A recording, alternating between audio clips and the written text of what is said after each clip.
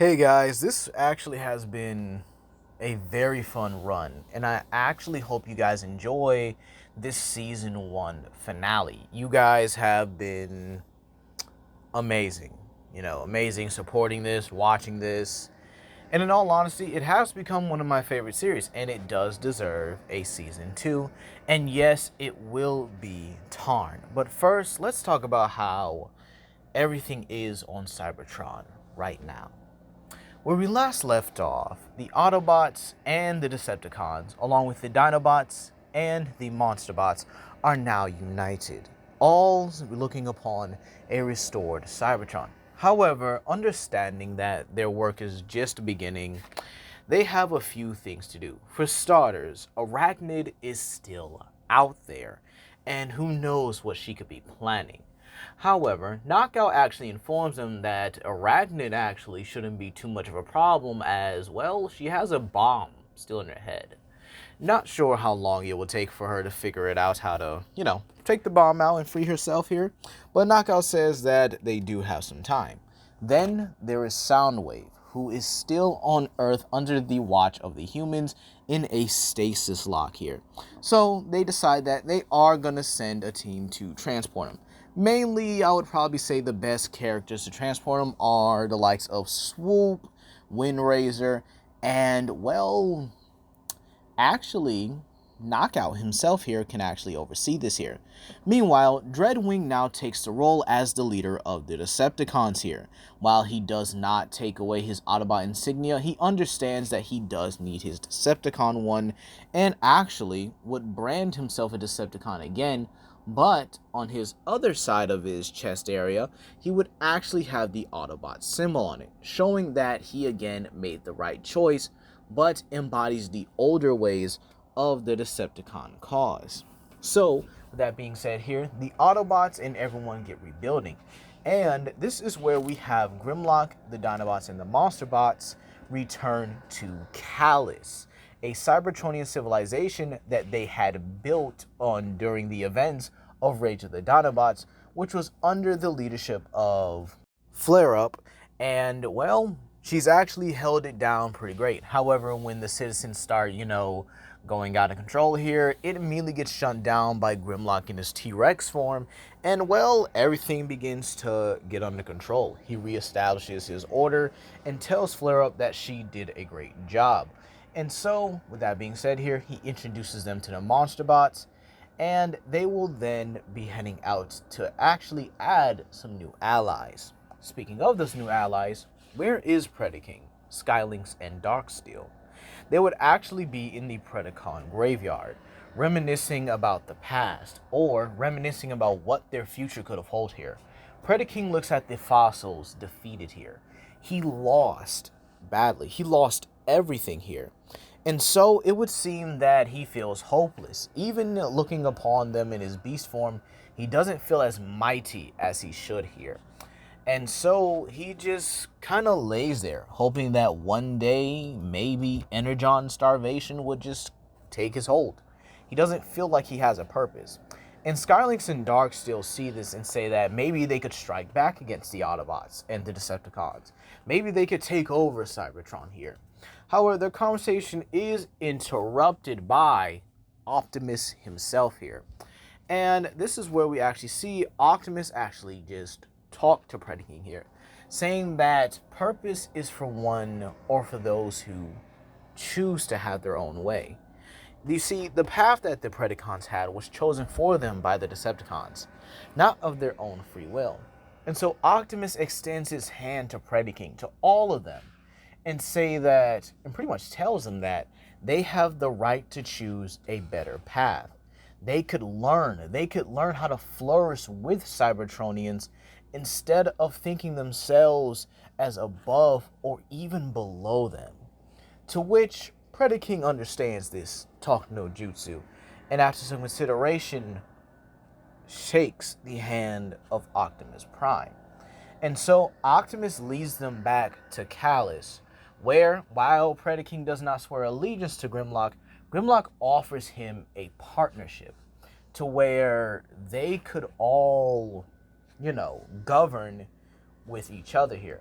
However, Predaking has one condition, and that is excuse me, and that is that more of his race is born, is given a second chance that they have now. And Grimlock agrees to this when they actually find someone who can do it. And so Cybertron rebuilds itself. Iacon is getting rebuilt.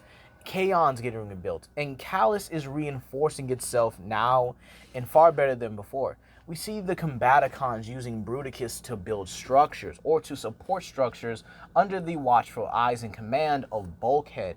We see the same thing with Abominus under the construction of Sludge. Or sorry, under the supervision of Sludge, I should say, excuse me. And so everything's going well. However, this is where the next thing happens, and that is Decepticons arriving. Those who choose to seek peace are the only ones that arrive. And luckily for everyone, the first few that do arrive are the Constructicons. Swearing their allegiance to Dreadwing and promising to be peacekeepers, the Constructicons actually double the efforts of rebuilding Iacon and Kaon. Plus, there is one more thing they need to do. That is going after the AllSpark. Optimus understands that he, sent the AllSpark far away to the farthest reaches of space. And so he wants to go out and get it. And actually conveys this to the new council, or the triarchy, or the triad of councils here.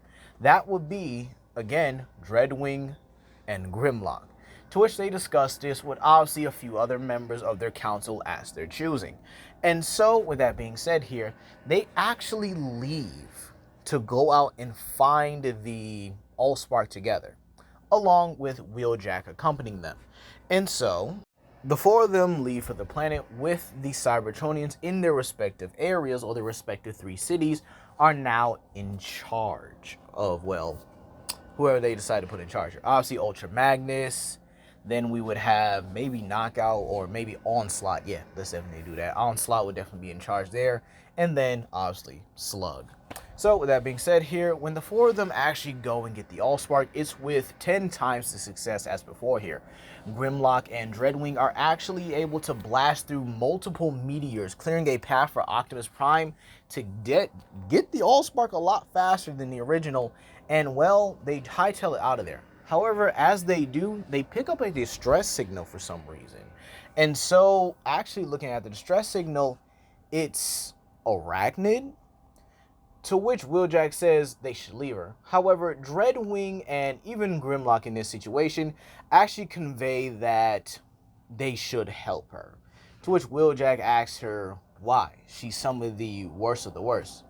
And Dreadwing actually notes, so is he. He was considered some of the worst of the worst. And Grimlock also chimes in, considering how Decepticons viewed him, and considering how a lot of us Autobots were, we were also viewed as some of the worst of the worst. To which Wheeljack is like, dang, you got a point.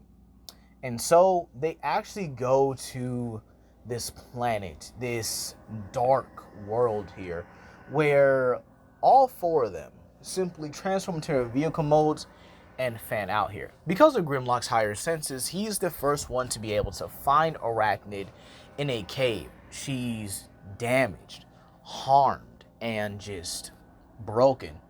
To which, when Grimlock picks her up, she clings to him, actually thanking him, just hoping that he gets her out of here. And, Grimlock contacts the others and says he's found Arachnid. And when he looks around, he sees mauled and torn up Insecticons here. Keep in mind, because Megatron forced Arachnid to join him with the pretenses of a bomb inside of her head here, this means that the infection episode also doesn't happen. Which again would also in turn mean that Silas would have been just simply trapped on the warship until Knockout honestly just tortured him and eventually, killed him with that torture. So just kind of some food for thought. Excuse me. So when getting Arachnid back in the ship And with Wheeljack's reluctance to give her medical attention, but again, gives it to her nevertheless here, Arachnid is able to simply speak here. And the first person she speaks to is Grimlock, saying that he's coming, she needs his help. She needs their help, all of them. They don't understand what's going on here. And Dreadwing simply tells her, if you tell us, we can help you. Trying to calm her down the best that he can here. And so Arachnid says that when she left the Decepticons, she was actually traveling to Outpost Omega, to which every Autobot looks in fear and saying, you didn't. She says, yeah, she did. She thought she could get help removing the bomb here, but they seemingly anticipated her going there. She doesn't know how, she doesn't know why, but she barely escaped them. And so, when they're actually setting off to fly in space, their ship gets shot at, and they see a huge Decepticon warship, something that would make even Megatron jealous. And so, realizing what the warship is and who it belongs to, Dreadwing tells them, get out of there now. Telling Wheeljack to, get him out of there now. And so, Wheeljack puts in all the thrusters and just pretty much tries to evade this super fast warship as much as he can here. And so Optimus, understanding that they need to protect the AllSpark no matter what here, actually has Dreadwing and himself actually provide cover fire for the ship here. Using their magnetization, they're able to stick onto the ship here and provide some decent cover fire. Meanwhile, Grimlock is actually telling Arachnid to simply calm herself down. And again, this is more of a comforting side to Grimlock here, considering the fact that in Rage of the Dinobots, he's learned to settle himself down and learn how to be a people's person. Even with someone like Arachnid, this could possibly work. And so, she is able to calm down and tell him who is on that ship. And when Grimlock hears this, he tells Wheeljack to give it everything he's got. But again, Wheeljack fires back with saying, he is. They can't avoid this warship. So this is where Grimlock has an idea. And he tells him to do a castling with the warship. To which Wheeljack says, what are we casting onto the darn ship? And Grimlock simply points to himself that he's going. And so Wheeljack tells him to not do it. However, Grimlock says they need time, right? They need time to escape, don't they? And to which Wheeljack says, you can't. And Grimlock says he is, so do it. And so Wheeljack makes a U-turn, obviously a space U-turn, obviously, it is what it is here. And he flies at the ship full speed with Optimus and Dreadwing looking at him like, what are you doing?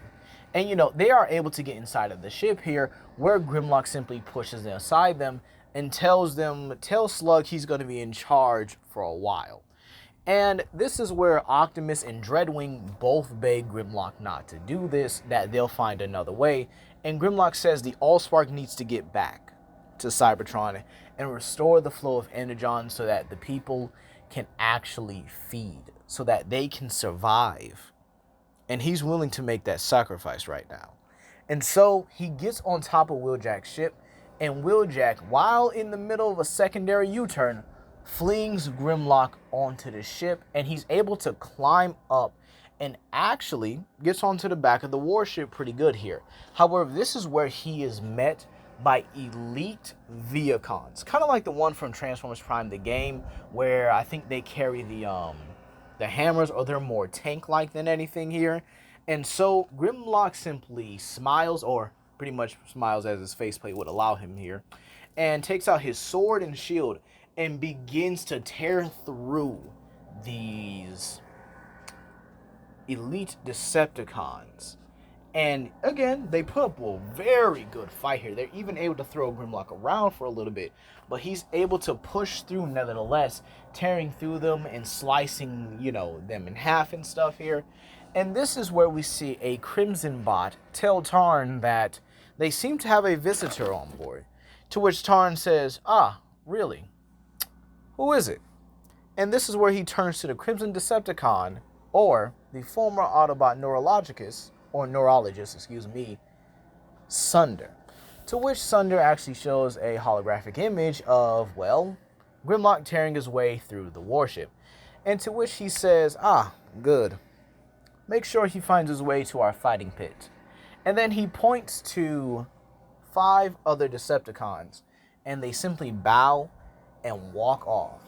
And so Grimlock is able to tear his way through the warship. And in his Dinobot form, he actually does it a lot easier now, tearing through these elite Decepticons. And as he makes his way through this gigantic warship, he makes his way to a fighting arena inside the ship. And he actually remembers this area from his time as the Gladiator. It's a replica of the Pits of Chaos. And so he hears clapping from a more observation area. And this is where he pretty much understands who the ship belongs to fully. And he says, "Tarn." And to which Tarn acknowledges Grimlock, saying that it's been a while. "I believe the last time we fought, you gave me a scar on my face." To which Grimlock simply laughs and says, "Yeah, about that. He's been meaning to rearrange his face permanently." And to which Tarn actually, clenches his fist and says, "In due time, Dinobot, you will learn the meaning of suffering." And so, with that being said here, he snaps his fingers, and this is where 5 Decepticons appear, all sporting a Decepticon Elite insignia. And again, if you guys are wondering what it looks like, I guess you could say it's like the Decepticons, but with an Elite Guard twist to it. But maybe something a little bit different here. Maybe a Decepticon insignia with maybe spikes on it, or some type of star. Something very similar to that. Something that shouts elite, okay? And so, with that being said here, he then tells the 5 Decepticons to combine, to which Motormaster, Wildbreak, Dragstrip, Slashmark, and Heatseeker all combine to form Menasor, and takes out their Stormblade and Storm Cannon. And Grimlock, he just rushes right in, transforms into his robot mode, and goes right for it here. And so Tarn watches as the Dinobot leader actually fights with more skill and finesse than he did originally. To which Tarn says, "It's actually quite interesting. You're far different than he remembers here. Guessing you ended up in one of Shockwave's laboratories after all." And this comment actually enrages Grimlock here, to the point where he gets that red glow back. And again, that red glow means his strength level increases. So he begins to eventually overpower Menasor and straight up punches him right into the hull of the warship, denting it. Okay? And this is where Tarn is absolutely in shock here. Because again, he didn't think he was that strong. Because last time he fought Grimlock was during the Great War, where his team was ambushed by, Tarn's team. And so, this is where Tarn jumps down himself, seeing that Menasor is now defeated, and engages the tired, exhausted, and wounded Grimlock here, telling him that this will be his last fight. To which Grimlock says he highly doubts it here. And so their battle begins here. Tarn, even though he's fresh, even though he's powerful here, Grimlock still manages to get the slight upper hand during the fight and takes advantage of it. As Tarn is about to shoot him with his fusion cannon in the face, Grimlock grabs his arm and actually utilizes his force to crush Tarn's arm a bit so that he can remain in that blasting stage, and uses it to actually blast through the warship and actually hit through or blast through one of his thrusters here. And so Grimlock eventually is about to kill Tarn until his neural processors start to overload here. And this causes Grimlock to drop in pain and finally go unconscious here. Tarn looks and sees that Sunder was actually able to subdue Grimlock and says that there is a lot of information that this Dinobot has that could prove useful. To which he says, give him to Scourge so that he can interrogate him further. And so, with that being said here, this is where Sunder actually uses his telekinesis to drag the unconscious Dinobot leader back to the, well, I guess you could say the dungeon of the warship. I think it definitely is going to be a pretty big warship in my opinion. And so, with that being said here, we would then fast forward to Cybertron with the Autobots, Decepticons, Dinobots, Monsterbots, Predacons, all watching as Optimus Prime lands. And out exits the ship in order: Optimus, Wheeljack, and Dreadwing holding an injured Arachnid. And RC immediately pulls her blaster out. However, Dreadwing and Optimus both stop her, saying that they just got away from saving and rescuing Arachnid, who is simply set there as a trap now. To which this is where they all realize, where's Grimlock?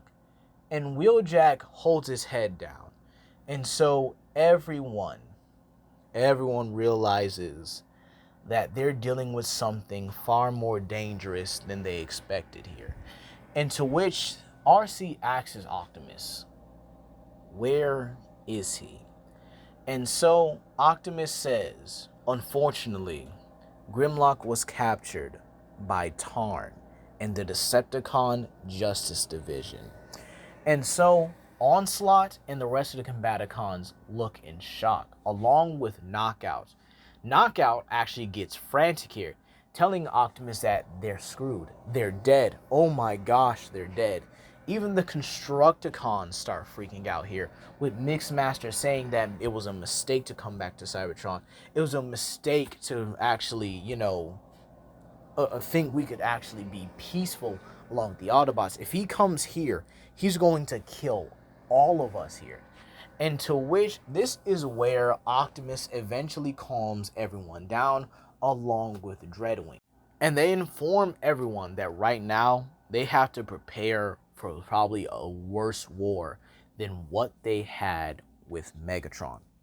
And so this is where we go back and end it off with Tarn at Outpost Omega, a militaristic like planet filled with Autobot slaves. It basically, Megatron's vision turned up to 11 here.